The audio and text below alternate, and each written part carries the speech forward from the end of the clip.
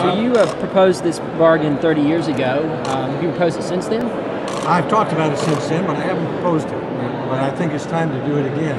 Medicaid is going to ruin the states. And when I was governor, Medicaid was 8% of the state budget. Today it's 26%. It's squeezing the life out of our colleges and universities in Tennessee. It's the main reason tuition's going up.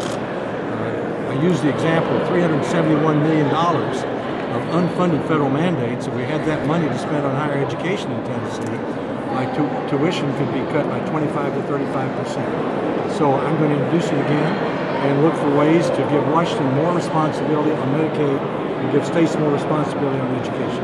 Yeah, because, I mean, the federal government spends how much on Medicaid now for the fall?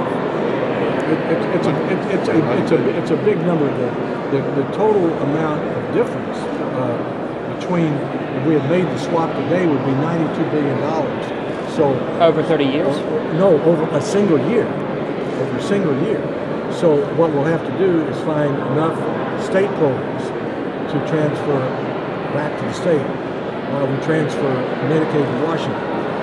Other examples of how to do it are to take part of the Medicaid program and make it 100% the responsibility of Washington, D.C. and zero the responsibility of Tennessee. This would help to avoid these decisions that the state's having a hard time making about whether to have state exchanges, which include a lot of people on Medicaid. About 40% of the people on an exchange are going to be Medicaid patients.